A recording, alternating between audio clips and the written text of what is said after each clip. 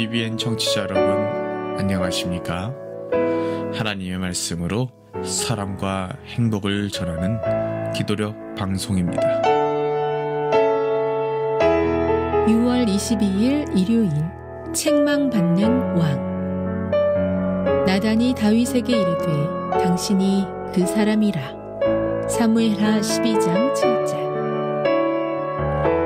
찬미가 506장 나는 갈 길 모르니 찬미를 들으신 후에 말씀을 나누겠습니다.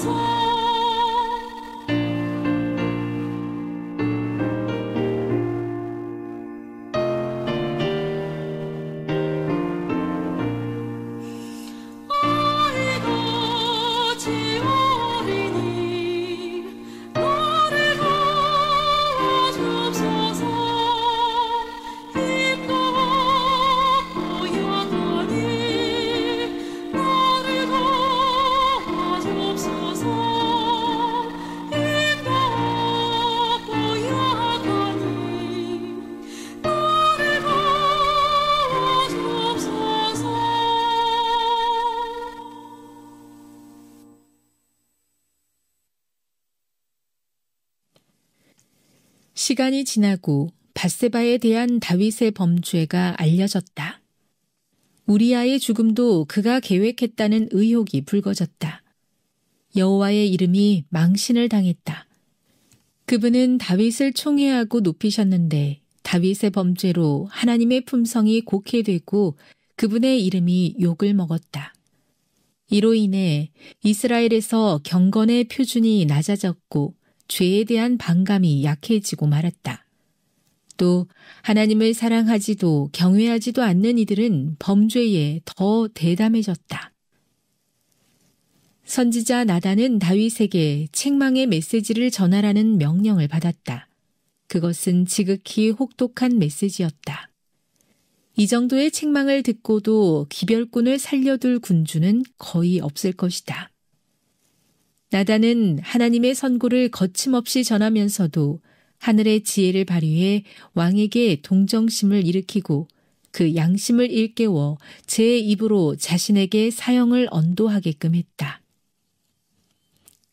죄를 범한 사람은 다윗과 마찬가지로 자신의 범죄를 사람들에게 감추고 그 악행을 사람들이 영원히 찾지도 알지도 못하게 덮어버리려 할 수도 있다. 그러나 우리의 결산을 받으실 이의 눈앞에 만물이 벌거벗은 것 같이 드러나느니라. 히브리서 4장 13절. 선지자 나단이 다윗 왕에게 전한 양의 비유를 모두가 눈여겨보아야 한다. 제멋대로 행동하며 계명을 어기는 다윗에게 가난한 사람의 유일한 암양을 빼앗은 부자의 이야기가 전달됐다. 그러나 왕은 자신의 죄악에 완전히 눈이 멀어 있었으므로 자신이 바로 그 죄인임을 깨닫지 못했다. 그는 덫에 걸려들었고 자신이 받을 선고를 다른 사람에게 내렸는데 그것은 사형에 해당한다는 선고였다. 이것은 다윗에게 가장 고통스러운 경험이면서 가장 유익한 경험이기도 했다. 자신의 민낯을 여과 없이 보여주는 거울을 나단이 그의 앞에 내밀지 않았다면 다윗은 가증스런 자신의 죄를 깨닫지 못한 채 지나가 버리고 멸망당했을 것이다.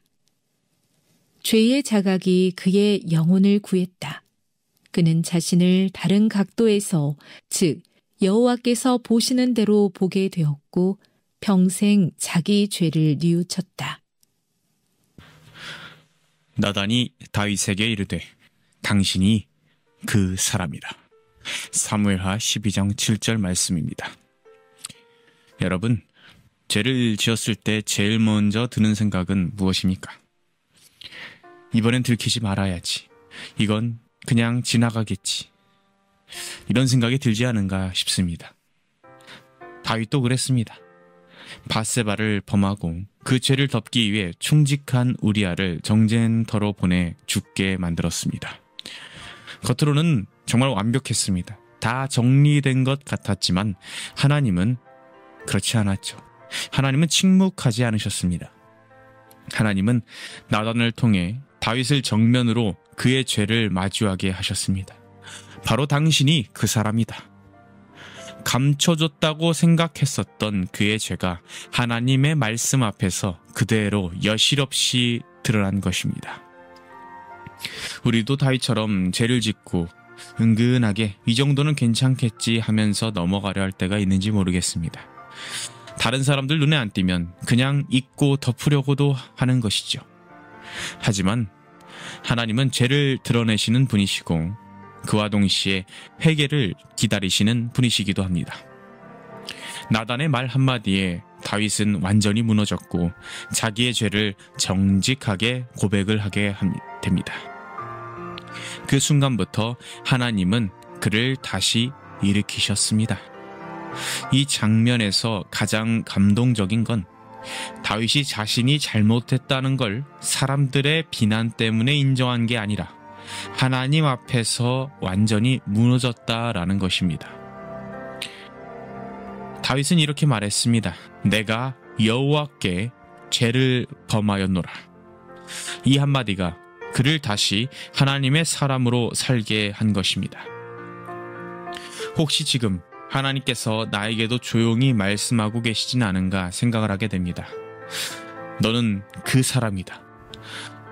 누군가를 향한 비판 속에 사실 나를 향한 하나님의 메시지가 숨어 있을 수도 있다는 것입니다.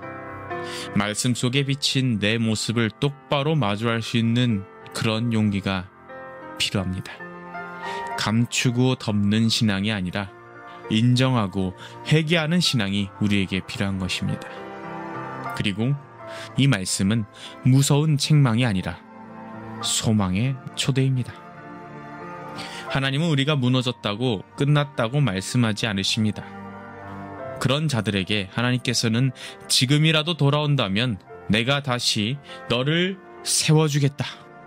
이렇게 말씀하시는 것이 바로 하나님이시고 이 말씀이 하나님의 마음인 것입니다. 하나님은 책망을 통해서 우리를 무너뜨리시는 게 아니라 회복시키기 위해 책망하시고 우리를 부르십니다. 사랑하는 여러분, 죄는 덮지 말고 말씀 앞에 정직하게 설 수 있길 간절히 소망합니다. 오늘 하루 그리고 이번 한 주 우리가 하나님의 책망 속에서 그러한 순간을 경험하고 있다면 그 책망 안에 사랑이 얼마나 큰지 깊이 느끼고 다시 새롭게 세움받는 은혜가, 그런 은혜가 여러분의 삶에 충만하길 간절히 소망합니다. 함께 기도하시겠습니다. 하나님, 감사합니다. 저희가 때때로 죄로 인해 넘어지고 하나님 앞에 정직하고 충실해야 한다는 것을 알지만 자주 넘어집니다. 하나님, 그럴 때에 그 사랑의 손길로 은혜의 음성으로 저희들을 다시 일으켜 세워주시옵소서. 그 책망의 말이 바로 저희들을 위한 것임을, 저희들을 사랑하기 때문에 하시는 말씀임을 저희가 알고 믿고 따라 행할 수 있도록 저희의 모든 삶을 주관하여 주시옵소서. 예수님의 이름으로 기도합니다. 아멘. 세계 선교를 위한 기도 제목입니다. 아프리카의 전경수 길명자 선교사 부부의 기도 제목인 아프리카 지역 복음화를 위해서 함께 기도해 주세요.